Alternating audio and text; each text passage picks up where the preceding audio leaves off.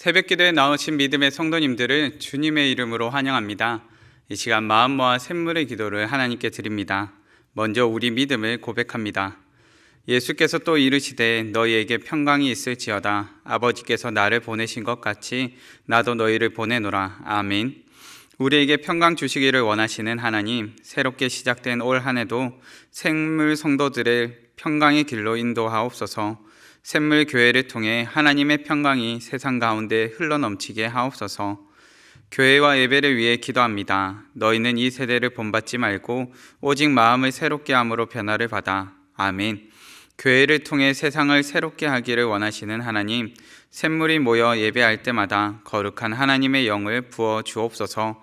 선포되는 말씀에 모든 성도가 아멘으로 화답하게 하시고 그 말씀 가지고 세상을 변화시키는 삶을 살게 하옵소서. 목장과 성도들을 위해 기도합니다. 너희의 믿음의 역사와 사랑의 수고와 우리 주 예수 그리스도에 대한 소망의 인내를 우리 하나님 아버지 앞에서 끊임없이 기억함이니. 아멘. 우리를 사랑하시되 수고로운 삶으로 사랑하신 예수님, 주님의 성육신의 사랑을 우리도 힘써 실천하게 하옵소서.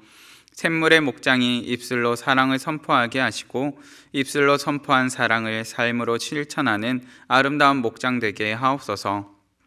다음 세대와 청년을 위해 기도합니다.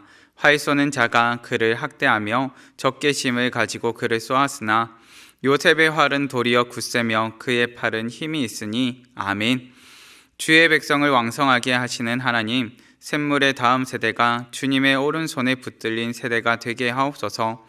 형통한 길에서는 찬양하고 혹 찾아오는 난간 앞에서는 기도하는 자들 되게 하옵소서. 그리하여 어떠한 상황에서도 하나님으로 인하여 형통한 자들 되게 하옵소서. 나라와 선교를 위해 기도합니다. 여호와가 말하노니 내가 너희와 함께하노라. 아멘. 임마누엘의 하나님, 세계 각처에서 복음을 전하는 선교사들이 임마누엘의 은혜를 잊지 않게 하옵소서. 힘들고 지칠 때마다 우리와 함께 하시는 하나님으로 인해 힘을 얻게 하옵소서. 나라와 민족을 위해 기도합니다. 대한민국과 함께 하시는 하나님, 이 나라가 정의롭고 평화로운 나라가 되게 하옵소서. 부강한 나라 되게 하시고 주님을 마음껏 예배하고 믿음을 실천함에 어려움이 없는 대한민국이 되게 하옵소서. 2024년에도 우리의 주님이신 예수님의 이름으로 기도합니다. 아멘.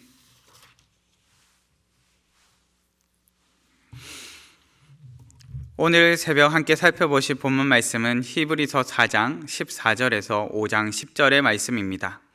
히브리서 4장 14절에서 5장 10절의 말씀 함께 봉독하시겠습니다. 그러므로 우리에게 큰 대제사장이 계시니 승천하시니 곧 하나님의 아들 예수시라.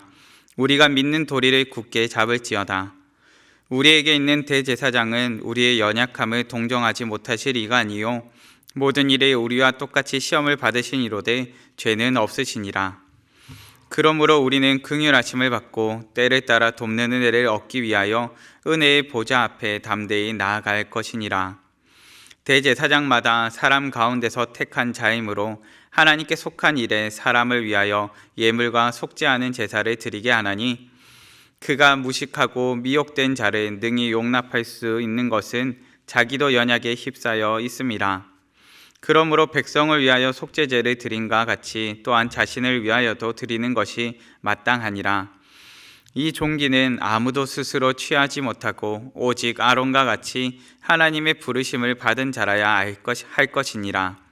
또한 이와 같이 그리스도께서 대제사장 되심도 스스로 영광을 취하심이 아니요 오직 말씀하신 이가 그에게 이르시되 너는 내 아들이니 내가 오늘 너를 낳았다 하셨고, 또한 이와 같이 다른 데서 말씀하시되 내가 영원히 멜기세덱의 반차를 따르는 제사장이라 하셨으니, 그는 육체에 계실 때 자기의 죽음에서 능히 구원하실 이에게 심한 통곡과 눈물로 간구와 소원을 올렸고 그의 경건하심으로 말미암아 들으심을 얻었느니라.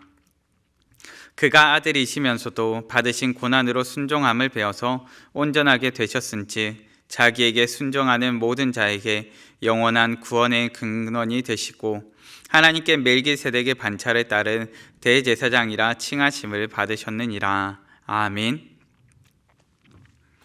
오늘의 본문 말씀을 통하여서 우리에게는 이런 대제사장이 있습니다 라는 제목으로 말씀을 나누고자 합니다. 오늘의 말씀은 우리에게 큰 대제사장이 계시는데 이 큰 대제사장이 곧 하나님의 아들 예수님이라 가르쳐 줍니다. 대제사장의 직무는 무엇입니까? 대제사장은 언약 백성을 대표하여 하나님께 나아가는 역할을 하는 사람들입니다. 언약 백성의 죄를 위하여 속죄와 제사를 드리는 일을 감당했던 것이 바로 대제사장이었습니다. 그런데 본문은 예수님을 일컬어 큰 대제사장이라 말합니다. 이렇게 표현함은 예수님과 비교할 대상이 없는 오직 예수님만이 유일하시며 독보적이신 분임을 가르쳐 주는 것입니다. 우리의 유일한 대제사장이신 예수님께서 오늘을 사는 우리와 함께 하십니다. 예수 그리스도를 믿음으로 붙잡고 오늘을 살아야 할 이유가 바로 여기에 있습니다. 말씀을 통하여서 유일한 대제사장이신 예수님께서 어떤 분이신지 살펴보기를 원합니다. 유일한 대제사장이신 예수님께서는 어떤 분이십니까? 첫째는 우리의 연약함을 아십니다. 본문 15절 말씀입니다. 우리에게 있는 대제사장은 우리의 연약함을 동정하지 못하실 이가 아니요 모든 일에 우리와 똑같이 시험을 받으시니로되 죄는 없으시니라. 아멘. 우리는 연약합니다. 오늘을 사는 우리는 연약합니다. 우리의 인생에는 고난이 있습니다. 고난 앞에 우리는 한없이 연약합니다. 세월이 지날수록 근심이 많아지고 무거운 인생의 무게를 깨닫게 됩니다. 세월 앞에 점차 연약해지고 세월 앞에 점차 자신의 부족함과 깨어짐을 깨닫게 되는 것입니다. 우리의 대제사장이신 예수님께서 이처럼 연약한 우리 가운데 오셨습니다. 예수님께서 우리의 연약한 인생 가운데로 찾아오신 것입니다. 예수님께서 우리에게 취할 만한 어떠한 좋은 것도 없으십니다. 우리의 무언가를 취해서 예수님께 유익이 될 만한 것도 사실 없습니다. 그런데 예수님께서는 우리 가운데 우리의 연약함을 취하셨습니다. 이 땅에 육신으로 오셔서 시험을 당하시고 고난을 받으시되 그 연약한 가운데 우리와 똑같이 시험을 받으시고 고난을 당하셨습니다. 믿음의 성도님들, 우리의 대제사장이신 예수님께서도 고난 당하시고 시험 받으셨습니다. 예수님께는 시험 당하시고 고난 받으셔야 할 그 어떠한 죄도 없으셨지만 예수님께서는 그 모든 것을 감당하셨습니다. 모든 일에 우리와 똑같이 연약한 가운데 시험을 당하신 것입니다. 믿음의 성도님들, 그렇기에 우리의 대제사장 되시는 예수님께서는 연약한 우리의 사정을 잘 아시는 분이십니다. 우리의 연약함을 아시고 우리를 동정하시며 공감해 주시는 분이 바로 예수님입니다. 내가 눈물 흘리며 우리의 연약함을 경험하고 있다면 우리의 눈물을 닦아주시며 연약함을 아시는 예수님을 굳게 붙드시기를 간절히 바랍니다. 둘째는 때를 따라 은혜를 더하십니다. 본문 16절 말씀입니다. 그러므로 우리는 긍휼하심을 받고 때를 따라 돕는 은혜를 얻기 위하여 은혜의 보좌 앞에 담대히 나아갈 것이니라. 믿음의 성도님들, 우리의 대제사장 되시는 예수님께서는 우리에게 은혜를 더하시는 분이십니다. 은혜의 타이밍이 있다면 우리에게 최고의 타이밍에 은혜를 공급해 주시는 분이십니다. 우리의 연약한 가운데 우리를 위로하시고 새롭게 하시는 주님의 은혜가 때를 따라 더해지는 것입니다. 그렇게 본문에 우리에게 은혜를 얻기 위하여 은혜의 보좌 앞에 담대히 나아가라 말씀해 줍니다. 우리에게 은혜를 베푸시는 주님께로 나아가라는 것입니다. 우리가 연약한 가운데 잘못을 저지를지라도 예수님께로 나아갈 수 있음이 은혜입니다. 예수님께서 아무리 부끄러운 우리의 모습이라도 용납하시며 우리의 죄를 씻겨 주십니다. 주님 앞에 나온 죄인을 주님께서 거절하지 않으시는 것입니다. 거절하는 부끄러움을 당할 수도 있는데 예수님께서 거절치 않으십니다. 믿음의 성도님들, 거절치 않으시는 은혜, 우리를 받아주시고 씻겨주시는 것이 바로 은혜입니다. 내가 아무리 부끄러운 모습 가운데 예수님을 찾을지라도 예수님께서는 우리를 거절하지 않으시는 분이십니다. 이때가 은혜의 때입니다. 예수님께서는 우리에게 꼭 필요한 때를 아시는 분이십니다. 은혜의 힘입니다 라는 찬양의 가사에 보면 이러한 내용이 기록되어 있습니다. 내가 고난 중에도 찬송할 수 있음은 은혜의 힘입니다. 내가 실패했어도 감사할 수 있음은 은혜의 힘입니다. 주님의 은혜가 내 안에 들어오면 나는 날마다 기뻐집니다. 은혜 위에 은혜가 더하여 줄수록 오직 주님만 바라봅니다. 고난 중에도, 우리의 연약함 중에도 때를 따라 더하시는 은혜가 우리로 하여금 오직 주님만 바라보게 합니다. 믿음의 성도님들, 우리의 대제사장 되시는 예수님께서는 때를 따라 은혜를 더하시는 분이십니다. 셋째는 우리에게 참된 안식을 주십니다. 본문 5장 8절에서 9절 말씀입니다. 그가 아들이시면서도 받으신 고난으로 순종함을 배워서 온전하게 되셨은즉 자기에게 순종하는 모든 자에게 영원한 구원의 근원이 되시고. 아멘. 예수님께서는 하나님의 아들이시지만 고난을 당하셨습니다. 예수님께서 고난 중에도 우리에게 보여주신 것이 무엇입니까? 바로 순종입니다. 예수님께서는 고난 가운데서도 순종하셨고 그 순종을 통하여 온전하게 되셔서 우리에게 구원이라는 영원한 안식의 자리를 주셨습니다. 더 이상 고난당하거나 인생의 연약함을 경험하지 않고 감사와 찬양과 기쁨이 넘치는 것을 허락해 주신 것입니다.